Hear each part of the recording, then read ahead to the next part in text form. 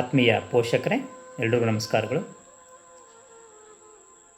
ಎಲ್ಲ ಮಕ್ಕಳು ಶಾಲೆಯಿಂದ ಮನೆಗೆ ಬಂದ ನಂತರ ಎಲ್ಲ ಪೋಷಕರು ಮಕ್ಕಳಿಗೆ ಮೊಬೈಲನ್ನು ಕೊಡ್ತಾ ಇದ್ದೀವಿ, ಟಿ ವಿಯನ್ನು ನೋಡಲು ಅವಕಾಶವನ್ನು ಕೊಡ್ತಾ ಇದ್ದೀವಿ.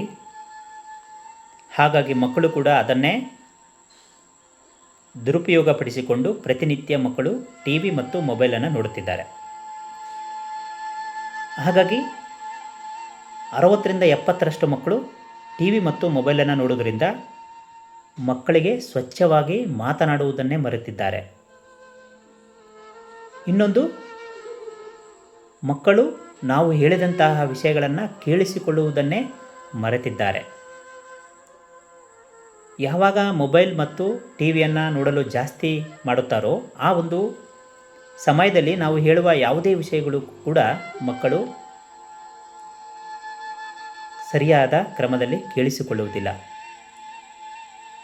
ಇದಕ್ಕೆಲ್ಲ ಕಾರಣ ಏನು ಅಂತ ಹೇಳಿದ್ರೆ ಹೈಪರ್ ಆ್ಯಕ್ಟಿವಿಟಿ ಅಂತ ಕರಿತೇವೆ, ADHD ಅಂತ ಕರಿತೇವೆ. Attention deficit hyperactivity disorder ಅಂತ ಕರಿತೇವೆ. ಇದು ಇತ್ತೀಚಿನ ಮಕ್ಕಳಲ್ಲಿ ಕಂಡು ಬಂದಿರತಕ್ಕಂತಹ ರೋಗ. ಇದು ಕೂಡ ಒಂದು ರೋಗ, ADHD ಅಂತ ಕರಿತೀವಿ, attention deficit hyperactivity disorder. ಅಂದರೆ ಮಕ್ಕಳಲ್ಲಿ ಅಟೆನ್ಷನ್ನ ಕೊರತೆ ಆಗಿದೆ. ಅಟೆನ್ಷನ್ ಅಂದರೆ ಏನು? ಚಂಚಲತೆ ಮನೋಭಾವನೆ ಉಂಟಾಗಿದೆ ಮಕ್ಕಳಲ್ಲಿ. ನೋಡಿ, ನೀವು ಮನೆಯಲ್ಲಿ ಮಕ್ಕಳು ಸರಿಯಾದ ಒಂದು ಸ್ಥಳದಲ್ಲಿ ಒಂದು ಗಂಟೆ ಕುಳಿತುಕೊಂಡು ಓದಿಕೊಳ್ಳಿ ಅಂತ ಹೇಳಿದ್ರೆ ಓದಿಕೊಳ್ಳೋದಿಲ್ಲ. ಯಾಕಂದರೆ ಅವರಿಗೆ ಚಂಚಲತೆ ಮನೋಭಾವನೆ ಜಾಸ್ತಿ ಆಗಿದೆ. ಯಾಕೆ ಅಂತ ಹೇಳಿದ್ರೆ ಮೊಬೈಲ್ ನೋಡುತ್ತಿರುವುದರಿಂದ, ಟಿ ವಿಯನ್ನು ನೋಡುತ್ತಿರುವುದರಿಂದ ಅವರ ಏಕಾಗ್ರತೆಯಲ್ಲಿ ಕೊರತೆಯಾಗಿದೆ. ಅವರ ಮನಸ್ಸು ಯಾವಾಗಲೂ ಮೊಬೈಲನ್ನು ನೋಡುತ್ತಿರಬೇಕು, ಟಿ ವಿಯನ್ನು ನೋಡುತ್ತಿರಬೇಕು ಎಂದು ಅನಿಸಿರುತ್ತಿರುತ್ತದೆ. ಹಾಗಾಗಿ ಪೋಷಕರು ದಯವಿಟ್ಟು ಮಕ್ಕಳಿಗೆ ಮೊಬೈಲನ್ನು ಕೊಡಬೇಡಿ. ಕೊಡೋದರಿಂದ ADHD ಅಂತಕ್ಕಂತಹ ಒಂದು ಕಾಯಿಲೆ ಮಕ್ಕಳಲ್ಲಿ ಬರಲಿದೆ. ADHD ಅಂತ ಹೇಳಿದ್ರೆ ಚಂಚಲತೆ ಮನೋಭಾವನೆ.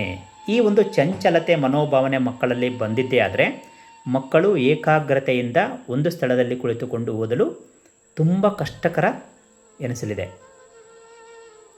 ಹಾಗಾಗಿ ಎಲ್ಲ ಪೋಷಕರು ಇದರ ಬಗ್ಗೆ ಗಮನ ಹರಿಸ್ತಕ್ಕಂಥದ್ದು. ಪ್ರತಿನಿತ್ಯ ಮಕ್ಕಳು ಶಾಲೆಯಿಂದ ಮನೆಗೆ ಬಂದ ನಂತರ ನಾವು ಕೊಟ್ಟಿರ್ತಕ್ಕಂತಹ ವೇಳಾಪಟ್ಟಿಯಂತೆ ಸಾಯಂಕಾಲದಿಂದ ರಾತ್ರಿಯವರೆಗೆ ಕೊಟ್ಟಿರ್ತಕ್ಕಂಥ ಹೋಮ್ವರ್ಕ್ಗಳನ್ನು ಮಾಡುವುದು, ನೋಟ್ಸನ್ನು ಬರೆಯುವುದು, ಪ್ರಶ್ನೆ ಮತ್ತು ಉತ್ತರಗಳನ್ನು ಓದಿಕೊಳ್ಳುವಂತೆ ತಾವುಗಳು ತಿಳಿ ಹೇಳ್ತಕ್ಕಂಥದ್ದು. ಮತ್ತು ಮುಂಜಾನೆ ಸಮಯದಲ್ಲಿ ಪ್ರಶ್ನೆ ಉತ್ತರಗಳನ್ನು ಅಭ್ಯಾಸ ಮಾಡೋದರಲ್ಲಿ ನಿರಂತರವಾಗಿ ಶ್ರಮಿಸ್ತಕ್ಕಂಥದ್ದು. ಕೊಟ್ಟಿರ್ತಕ್ಕಂಥ ಹೋಮ್ವರ್ಕ್ಗಳನ್ನು ಮುಂಜಾನೆ ಸಮಯದಲ್ಲಿ ಮಾಡುವುದರಿಂದ ಉಪಯೋಗ ಇರುವುದಿಲ್ಲ. ಹಾಗಾಗಿ ಎಲ್ಲ ಪೋಷಕರು ಕೂಡ ಮಕ್ಕಳಿಗೆ ನೋಟ್ಸ್ ಬರೆಯುವುದು, ಕಾಪಿ ರೈಟಿಂಗ್ ಬರೆಯುವುದು, ಪ್ರತಿ ವಿಷಯಕ್ಕೆ 2-3 ಪುಟಗಳನ್ನು ಓದುವ ಒಂದು ಅಭ್ಯಾಸವನ್ನು ಮಾಡುವುದು ಸಾಯಂಕಾಲದಿಂದ ರಾತ್ರಿ 10 ಗಂಟೆಯವರೆಗೆ ಮಾಡ್ತಕ್ಕಂಥದ್ದು.